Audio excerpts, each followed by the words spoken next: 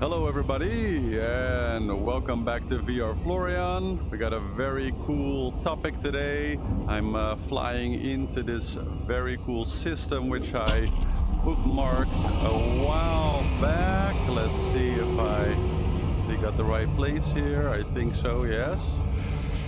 And well, I had a different topic in day for today, but then the American government just dropped what I guess is the second tranche of documents and videos and pictures in the UAP research task force.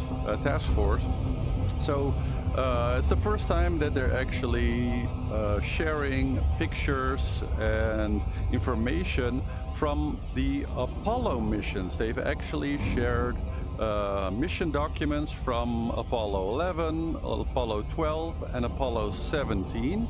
I've read some of them, I've looked at the pictures, and I think it's absolutely fascinating, and I think what better way to discuss these than to actually do so in space while flying towards an absolutely beautiful atmospheric moon, and go down there and actually have a little moonwalk, have a little spacewalk, while we're discussing how incredibly interesting these documents actually are. Because I think there is, well, a few things that many casual readers maybe, or following up the news, if you're not so involved with the moon landings back then, you might miss. And it's actually super interesting information, and it says a lot about, you know, the world that we live in. Many of you liked kind of this existential aspect of my previous video,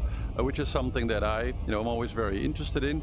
And these documents actually go right to the same place that this previous video also went, when I was kind of lost in the void, outside of the Milky Way. So let's discuss it. Basically, what I think is one of the most interesting things that has come out of this document dump is that for many years, those people in the the kind of the moonlander denier community, which I am not a part of, by the way, like I'm firmly convinced that we landed on the moon, but there is one aspect of the moon landing conspiracy folks that they have been pointing out for years, which turns out they were absolutely right about. And it's something that many of the moon landing believers, or those like me that are convinced that we went to the moon, at first were quite reluctant to accept and quite reluctant to see.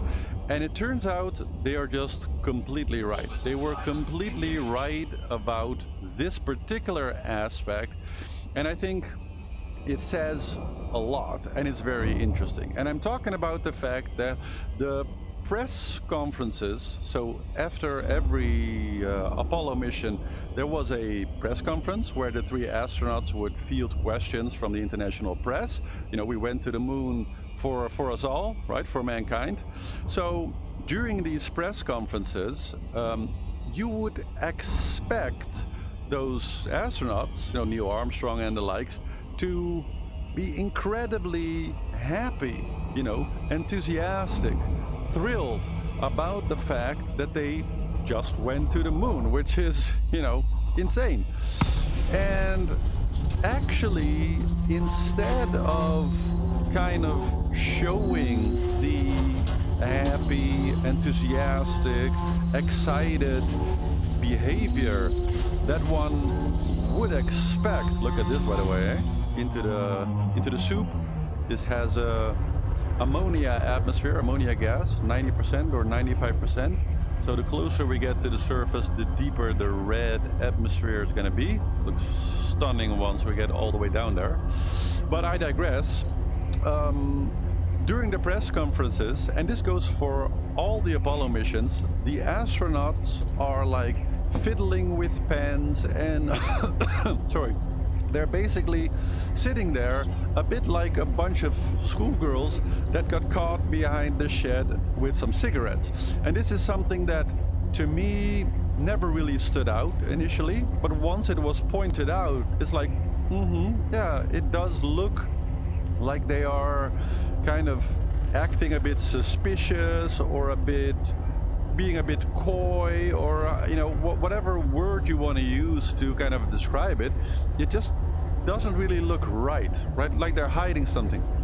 And now that we have the actual parts of the mission documents from Apollo 11, 12, and 17, we actually know for sure that those astronauts actually did see very interesting stuff. They actually all saw strange lights and kind of what they thought were maybe static electric effects that were happening that, as far as modern physics is concerned, shouldn't have happened. They also report seeing kind of strange objects out of the window. They're definitely not talking about, UFOs or flying saucers or anything like that, but they clearly saw stuff. And with the release, they also released a number of pictures that were taken by the astronauts on the moon. And in these pictures, we can clearly see kind of strange lights in the sky, multiples of them. And from the reports, it is clearly described that they were often followed or were seeing not just lights, but kind of formations of lights. So 3 lights together or 5 lights together that were sort of moving around, following them sometimes. And so this now fully really explains why all of the Apollo astronauts were kind of suspicious as hell during those press conferences. Let's get out of the ship here for a second, so we'll talk about the rest outside. So here we are outside. Hello, everybody. Little wave. So, hey, there goes my ship, which I actually did not dismiss, but sometimes, for whatever reason, let's walk that way actually, towards this kind of interesting looking mountain. So, the very interesting bit about this, of course, the psychological bit, is that once you realize that these Apollo astronauts actually, while on the moon, so walking in a place that is very much like where I'm walking right now, even though it's in VR, this particular experience is fantastic. Like, I cannot recommend it highly enough. It is a life-changing experience when you do this for the first time and you just see a view like this, including many of the artifacts that you see from pictures of the moon, where it's kind of hard to estimate the distances and the perspective. So right here in front of me, for example, we have a bit of a ridge, and I'm actually on a pretty big hill, and there's probably going to be a slope down here. Yes, and so as I walk here, now I can see the distance to that mountain over there far greater than it appears, right? So those type of illusions that you get in some of the moon pictures, they're actually present in an environment like this. And I have 2 stars here, brown dwarf and a white-yellow star. Very cool, right? And so you can imagine, if you've actually been to the moon, the incredible feeling of that, and you have seen stuff, lights, mysterious stuff on the way, and we can see in the documents that they attacked this completely scientifically. So there was no, oh, we've seen aliens or anything like that, but they were reporting to mission controls saying, look, we're seeing strange lights, we have some strange static effects that we can't explain, and they were constantly trying to figure out what was going on. They were looking at the scientific possibilities that they were seeing. And I mean, all these guys were highly trained, and they were just looking like, can we explain what we see, right? It was a revolutionary mission. It was all new. They were expecting there to be things that they maybe wouldn't understand, but there was stuff happening that just kind of falls outside of the, well, I'm not going to say the laws of physics, but very far beyond any expectations. I mean, being followed by some lights. Like, you can imagine standing in a place like this, you know, full immersion, looking at your own shadow the way that I'm doing here. And up there, you'd see the Earth, and then you see some lights in the sky that are moving in a formation. I mean, think about how that would feel, like what that would do to a human mind, and how much probably you would want to tell everybody, right? The mission was for mankind, for us all. All the taxpayers were paying for it, right? So when they came home, we have to imagine that the astronauts, the brass, some of their best experts, all sat together in a room before the press conference, and they looked at those pictures that have been released now. They went over the science, they went over the experience with the actual guys, with the astronauts, and the decision was made that they were not going to be allowed to tell anyone.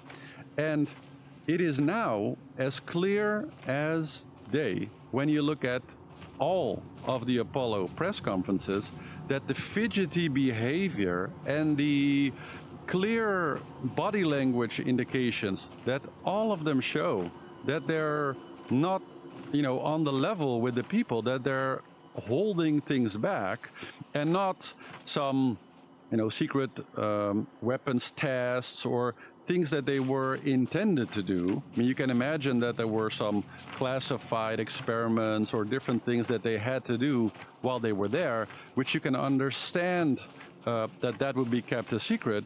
But they were sitting there with an actual huge secret in their hearts, right? And you can imagine how history would have been quite different if even one of them might have said during one of those press conferences, you know what, screw it, I'm just going to tell everybody, hey, while we were on the moon, while we were flying towards the moon, we saw all this strange shit. Lights moving around, strange static electricity. We observed this thing that kind of looked like a cylinder, and then we looked at it in another way, and it looked kind of like an L shape. This is literally in the documents. You can read this back. But they didn't, right? They were all military guys. They were all deep in the military discipline. They were pilots, so they did their job, and they kept stum. They didn't tell anybody about it. But the conspiracy theorists, as far as the moon deniers, we have to give it to them. We have to accept that they were right, they were smart, they were geniuses, when many of the people like me who've never really questioned the main claim of the moon landing, that we actually went there, because we dismissed all that stuff easily, quickly. Oh no, they're just being very serious, whatever. But they were right. Many of these people had their eyes open, and they were right about the fact that they looked at that very human behavior and said, those guys look suspicious as hell, and they are clearly hiding something. And now we know that, in fact, they were hiding something. They were hiding that they saw some very interesting stuff on the moon. And so, yeah, especially being someone who regularly, walks around in environments like this, moons, stars, it is absolutely fascinating, and it makes you think, right? In a broader context, what I take away from this personally, like I would say that I am not at all very conspiratory, but I love evidence-based science, and I do think that often people that are very scientifically minded can be a little bit myopic or quick to dismiss things, right, without really looking at it.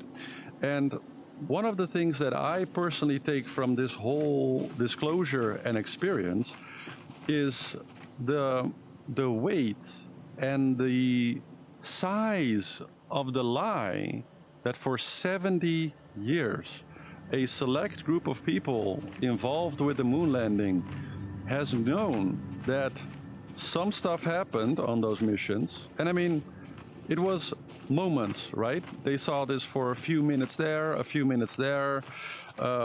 So they didn't know what they were looking at, but the decision was made during the mission that was specifically branded as for all mankind. We've all seen the movies, right? We've all done this together. But even so, the American government at that time decided that these particular points of data that are kind of rather belong to all mankind, I would say, because it's quite significant that as far as it looks now, so they're saying that all the Apollo pilots saw stuff, that on every mission they've been seeing things, and that other files from the other missions will also come out with similar stories. That's kind of what's kind of going around. And this is just the first few clear admissions and declassifications. But that in itself is very significant news, right? The story of the moon landing with that changes a lot, because it's not just we went to the moon, we took some great pictures, we did some great experiments, but also we were sort of followed there, or something was around there, and every single mission interacted with or observed multiple lights in the sky as they were on the surface of the moon, lights that were keeping formations, so 3 together, 5 together. You can see this in the pictures. That's quite a mystery, right? That's much more of a mysterious result to that Apollo mission than just we collected some rocks and we did some interesting science, right? And that's what I take from it. Similar to my Lost in the Void experience last week. That is what for me makes doing Elite in VR, but all these type of questions and lines of inquiry so interesting, because the consequences are for all of us, and it means that we're living in a world that is perhaps a lot more mysterious, or as I always often like to say, quite different than what most people may think or assume. One of my favorite quotes is, the world is a deeply mysterious place. And when I'm standing in a place like this, nothing could be more true. Nothing could be more clear. Several of you have commented on my last video because I was talking about this kind of holy shit moment while I was out there outside of the Milky Way galaxy, kind of observing the deep void between galaxies. If you haven't seen my previous video, linked in the description below.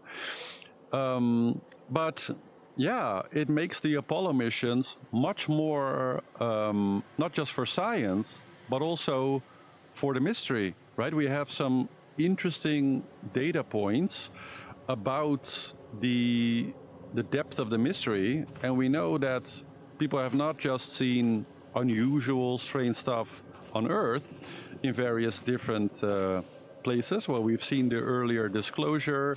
There's also a video of what can only be described as like a small round object that is cruising through a wind park. So there's a clear video, it's infrared, I think, and you can see the like an onshore or like an offshore wind park, right? And there's this spherical UFO that is clearly flying through the windmills. It's kind of like exploring the area. It goes one direction, then it just changes direction and flies back.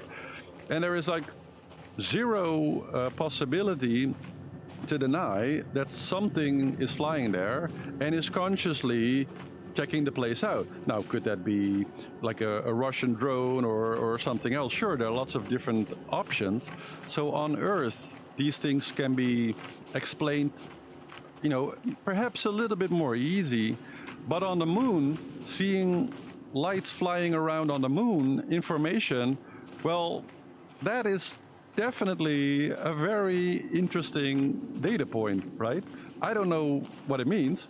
I certainly haven't seen any lights information in this game, although we do have the various type anomalies which FDev has made lights that are moving around. So maybe we should have a conversation with David Braben about what he knows about this stuff. He might be, you know, he is a human that built a digital recreation of the universe. So if anybody is in the race, in my mind, for secretly being an alien, you know, trying to familiarize humankind with, you know, the size and scale and the mysteries of the overall galaxy, David Braben is very high on my highly suspicious list, let's say. But, you know, nothing for sure there. But it is for sure a very interesting day in history in my book. And yeah, a lot of stuff and food for thought. So would love to hear, you know, your opinions and thoughts on this. If you found something interesting in the files, post it below here. Maybe we can all look at it. I'll post a link to the whole tranche where you can just download everything from the American government Department of War website. The pictures, I've shown them here throughout the video a little bit. You can just download and look at, and they're genuine pictures from the Apollo mission. A few of them have really lots of these lights. And also some of them, at least one of them, you can see kind of because of the exposure that it's, you know, a fast moving light. It's also a little bit like bluish in color. So just very, very interesting stuff. A very, very interesting day. And hope you like this little, well, more of an opinion video on it. But yeah, life is a mystery, and this is a great way to keep exploring a little bit and learning more. So hope you enjoyed. Please subscribe, like, share the video, and for now I wave you all goodbye. Ciao ciao, see you soon. So now for a little encore to the video for those of you who are interested to actually see a little bit more about this particular moon, which is a really cool place. So here's some more footage from my visit for those of you who enjoy just the pure exploration aspect of this. We are going to do not as fast as this to those canyons over there. That is the plan. We are going to carefully navigate this bumpiness here. Fortunately, we have a car with a good suspension. There we are. We made it to the more smoother bits. Come on, yeah. Oh, the light is getting so orange in here. It's amazing.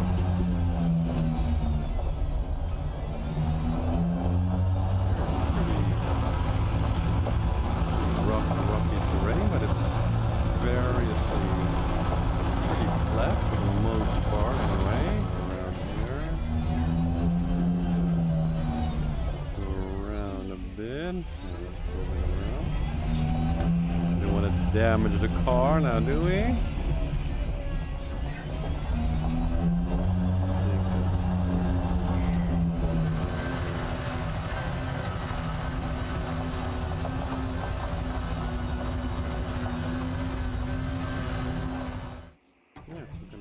Dusty, very fine dust Yes, yes, yes. Here we go. Yes.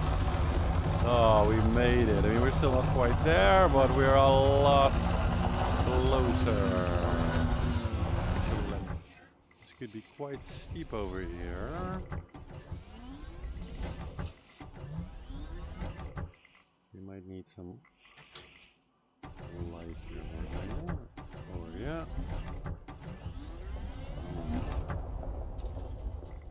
Yep, slide in.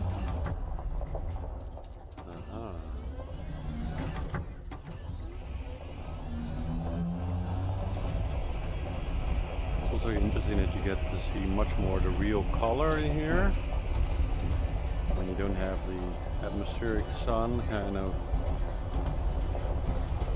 distorting everything and making everything so super red. So it's much more sand colored in reality. Interesting.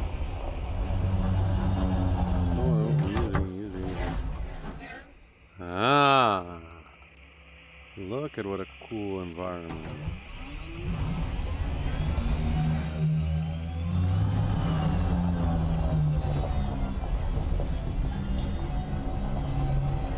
Where are you, ship?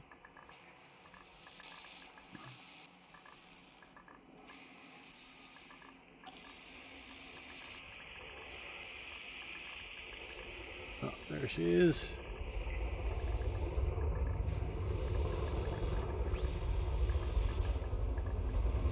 Oh, perfect.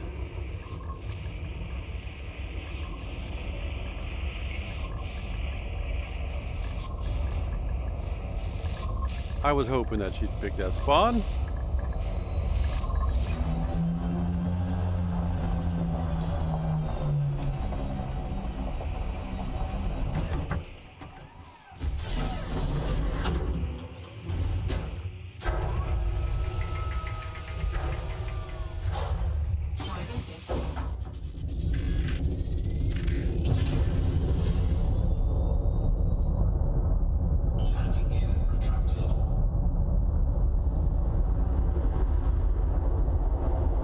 Let's see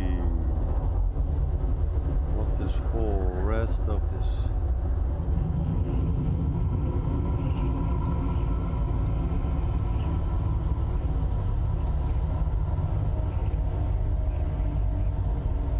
that is a cool looking mountain, huh? It is absolutely just amazing to be able, you know, in virtual reality to just fly around amazing atmospheric moons like this and just kind of really see and get a real feeling for what a place like this just looks like. And finally, we'll hop into orbit and actually pay a little visit to the sun that has been giving us this fantastic lighting conditions down here, just to kind of show for the end of the video.